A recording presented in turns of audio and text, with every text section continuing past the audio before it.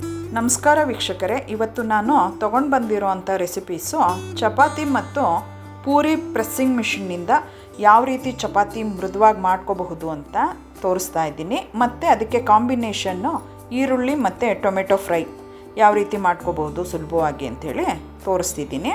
ಮೊದಲಿಗಿಲ್ಲಿ ನಾನು ಗೋಧಿ ಹಿಟ್ಟು ತೊಗೊಂಡಿದ್ದೀನಿ. ಗೋಧಿ ಹಿಟ್ಟಿಗೆ ಉಪ್ಪು ಮಿಕ್ಸ್ ಮಾಡಿ ಚೆನ್ನಾಗಿ ಮಿಕ್ಸ್ ಮಾಡ್ಕೋಬೇಕು. ಅದು ಮಿಕ್ಸ್ ಆದಮೇಲೆ ತುಪ್ಪ ಸೇರಿಸ್ತಾ ಇದ್ದೀನಿ. ಅದನ್ನು ಕೂಡ ಚೆನ್ನಾಗಿ ಮಿಕ್ಸ್ ಮಾಡ್ಕೋಬೇಕು. ಅದು ಮಿಕ್ಸ್ ಆದಮೇಲೆ ಸ್ವಲ್ಪ ನೀರು ಹಾಕ್ಕೊಂಡು ಚಪಾತಿ ಹಿಟ್ಟನ್ನು ಮೃದುವಾಗಿ ಕಲಿಸ್ಕೋಬೇಕು. ಮೃದುವಾಗಿ ಕಲಿಸ್ಕೊಂಡ್ರೆ ಚಪಾತಿ ಮೃದುವಾಗಿ ಬರುತ್ತೆ.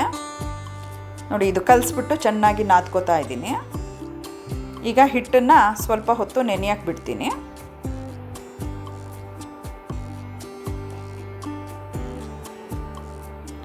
ಟೊಮೆಟೊ ಫ್ರೈಗೆ ಈಗ ಒಂದು ಪಾತ್ರೆಗೆ ಎಣ್ಣೆ ಹಾಕ್ತಾ ಇದ್ದೀನಿ. ಎಣ್ಣೆ ಬಿಸಿ ಆದಮೇಲೆ ಸಾಸಿವೆ ಮತ್ತು ಜೀರಿಗೆ ಅದೆರಡು ಚೆನ್ನಾಗಿ ಸಿಡಿಬೇಕು. ಅದಾದಮೇಲೆ ಈರುಳ್ಳಿ ಹಾಕ್ಕೋತಾ ಇದ್ದೀನಿ.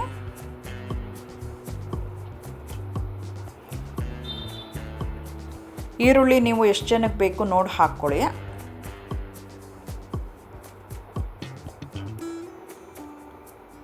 ಅದನ್ನು ಫ್ರೈ ಮಾಡ್ಕೋತಾ ಇದ್ದೀನಿ.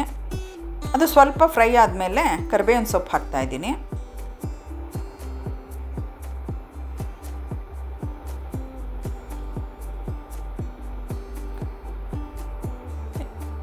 ಈಗ ಅದು ಫ್ರೈ ಆಗಿದೆ. ಟೊಮೆಟೊ ಹಾಕ್ತಾ ಇದ್ದೀನಿ. ಇಲ್ಲಿ ನಾನು ಹುಳಿ ಟೊಮೆಟೊ ಹಾಕ್ತಾ ಇದ್ದೀನಿ. ಹುಳಿ ಟೊಮೆಟೊ ಹಾಕೋದ್ರಿಂದ ಅದು ತುಂಬ ಟೇಸ್ಟಾಗಿರುತ್ತೆ ಫ್ರೈ. ಏಕೆ ಅಂತಂದರೆ ಈರುಳ್ಳಿ ಸ್ವೀಟ್ ಅಂಶ ಇರುತ್ತೆ ಈರುಳ್ಳಿಲಿ. ಇದು ಟೊಮೆಟೊ ಹುಳಿ ಇದ್ದರೆ ಎರಡಕ್ಕೂ ತುಂಬ ಚೆನ್ನಾಗಿರುತ್ತೆ ಕಾಂಬಿನೇಷನ್ನು. ಈಗ ಉಪ್ಪು ಮತ್ತು ಅರಿಶಿನ ಸೇರಿಸ್ತಾ ಇದ್ದೀನಿ.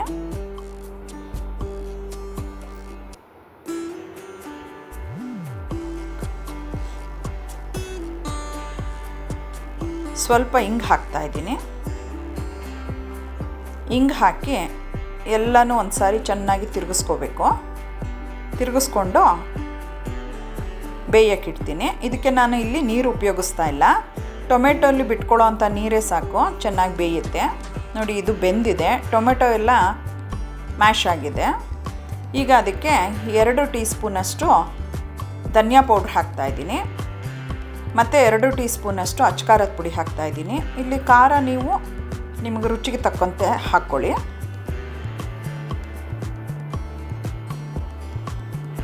ಅದನ್ನು ಚೆನ್ನಾಗಿ ಮಿಕ್ಸ್ ಮಾಡ್ಕೋಬೇಕು. ಮಿಕ್ಸ್ ಆಗಿದೆ.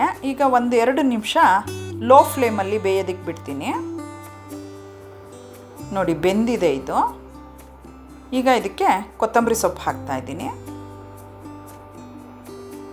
ಇಲ್ಲಿ ನಾನು ಸ್ವಲ್ಪ ಕ್ರಂಚಿಯಾಗೆ ಬೇಯಿಸ್ಕೊಂಡಿದ್ದೀನಿ. ನಿಮಗೆ ಜಾಸ್ತಿ ಬೇಯಿಸ್ಕೋಬೇಕು ಅಂದರೆ ಒಂದು ಸ್ವಲ್ಪ ನೀರು ಮಿಕ್ಸ್ ಮಾಡಿ ಬೇಯಿಸ್ಕೊಳ್ಳಿ. ಚಪಾತಿ ಜೊತೆಗೆ ತುಂಬ ಚೆನ್ನಾಗಿರುತ್ತೆ. ಅರ್ಜೆಂಟಾಗಿ ಮಾಡ್ಕೋಬೇಕು ಅಂದಾಗ, ತರಕಾರಿ ಇಲ್ದಿದ್ದಾಗ ಈ ಥರ ಮಾಡಿಕೊಂಡ್ರೆ ತುಂಬ ರುಚಿಯಾಗಿರುತ್ತೆ. ಈ ರೆಸಿಪಿನ ಒಮ್ಮೆ ಮಾಡಿಕೊಂಡು ನನಗೆ ಕಮೆಂಟ್ ಮಾಡಿ ತಿಳಿಸಿ. ನೋಡಿ, ಇದು ಪೂರಿ ಮತ್ತು ಚಪಾತಿ ಪ್ರೆಸ್ಸರ್. ಇದು ನಾನು 4 ವರ್ಷದಿಂದ ತರಿಸ್ಕೊಂಡಿದ್ದು ಅಮೆಝಾನಲ್ಲಿ. ದೀಪ್ ಡಿಲಕ್ಸ್ ಅಂತ ಹೇಳಿಬಿಟ್ಟು. ಇದು 4 kg ಇದೆ. ವೆಯ್ಟ್ ಜಾಸ್ತಿ ಇದೆ ಇದು. ಅದರಿಂದ ಪೂರಿ ಚಪಾತಿ ತುಂಬ ಚೆನ್ನಾಗಿ ಆಗುತ್ತೆ ಇದರಲ್ಲಿ ಮಾಡಿಕೊಂಡ್ರೆ.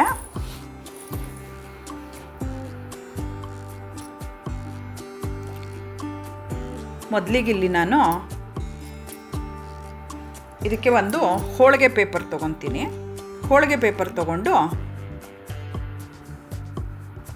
ಇಟ್ಕೋತಾ ಇದ್ದೀನಿ. ಈಗ ಚಪಾತಿ ಹಿಟ್ಟು ಚೆನ್ನಾಗಿ ನೆಂದಿದೆ.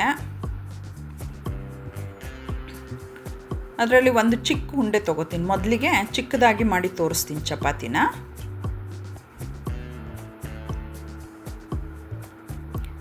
ಆ ಹೋಳಿಗೆ ಪೇಪರ್ಗೆ ಒಂದು ಸ್ವಲ್ಪ ಎಣ್ಣೆ ಹಾಕ್ಕೋಬೇಕು.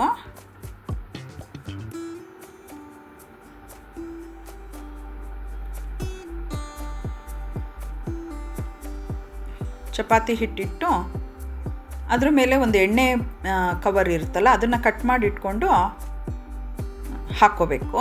ಆ ಎಣ್ಣೆ ಕವರ್ಗೂ ಸ್ವಲ್ಪ ಎಣ್ಣೆ ಸವರಿದ್ರೆ ಚೆನ್ನಾಗಿರುತ್ತೆ, ಒಳ್ಳೆಯದು. ನೋಡಿ ಈಗ ಪ್ರೆಸ್ ಮಾಡ್ಕೋತಾ ಇದ್ದೀನಿ, ಈ ಥರ ತೆಗಿತಾ ಇದ್ದೀನಿ. ನೋಡಿ ಚೆನ್ನಾಗಿ ಬಂದಿದೆ, ಶೇಪ್ ಎಲ್ಲ ಚೆನ್ನಾಗಿ ಬಂದಿದೆ.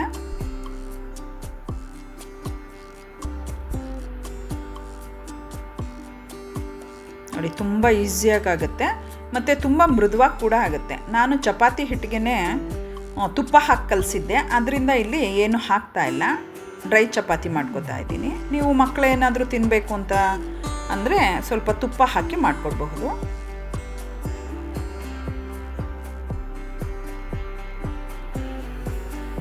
ನೋಡಿ ಎಷ್ಟು ಚೆನ್ನಾಗಿ ಉಬ್ತಾ ಇದೆ ಮತ್ತು ಮೃದುವಾಗಿ, ತುಂಬ ಮೃದುವಾಗುತ್ತೆ. ಶ್ರಮನೂ ಜಾಸ್ತಿ ಇರಲ್ಲ, ಬೇಗ ಮಾಡ್ಕೋಬಹುದು. ಈಗ ಹಿಟ್ಟನ್ನು ಜಾಸ್ತಿ ತೊಗೊಂಡು ಸ್ವಲ್ಪ ದೊಡ್ಡದಾಗಿ ಮಾಡ್ತಾ ಇದ್ದೀನಿ ಚಪಾತಿ. 2 ಥರನೂ ಮಾಡ್ಕೋಬಹುದು, ಚಿಕ್ಕದಾಗಿ ಬೇಕಾದರೆ ಮಾಡ್ಕೋಬಹುದು, ದೊಡ್ಡದಾಗಿ ಬೇಕಾದರೂ ಮಾಡ್ಕೋಬಹುದು. ನೋಡಿ ಇಲ್ಲಿ ದೊಡ್ಡದಾಗಿದೆ. ತವಕ್ಕೂ ಕೂಡ ನಾನು ಎಣ್ಣೆ ಹಾಕಿಲ್ಲ, ಹಾಗೆ ಮಾಡ್ತಾ ಇದ್ದೀನಿ.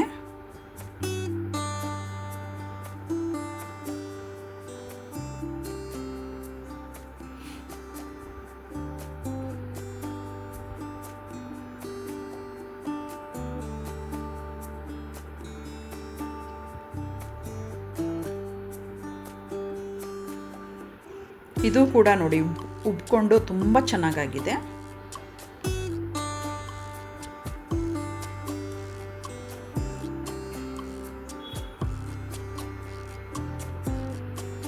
ನೀವು ಎಷ್ಟೊತ್ತು ಇಟ್ರೂ ಅದು ಗಟ್ಟಿ ಆಗಲ್ಲ, ಅಂದರೆ ರಬ್ಬರ್ ಥರ ಆಗಲ್ಲ, ತುಂಬ ಮೃದುವಾಗಿರುತ್ತೆ.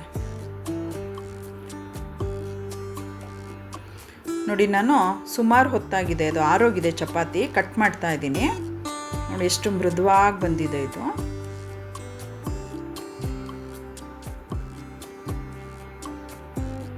ತಿನ್ನೋದಕ್ಕೆ ತುಂಬ ಚೆನ್ನಾಗಿರುತ್ತೆ, ತುಂಬ ಬೇಗ ಆಗುತ್ತೆ. ಪೂರಿ ಕೂಡ ಇದರಲ್ಲಿ ಮಾಡ್ಕೋಬಹುದು ಈಸಿಯಾಗಿ, ತುಂಬ ಉಪಯೋಗ ಆಗುತ್ತೆ.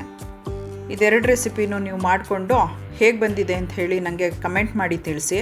ಕಮೆಂಟ್ ಮಾಡಿ ಮರಿಬೇಡಿ. ನನ್ನ ಚಾನಲ್ಗೆ ಸಬ್ಸ್ಕ್ರೈಬ್ ಆಗಿ, ಲೈಕ್ ಮಾಡಿ, ಶೇರ್ ಮಾಡಿ. Thank you.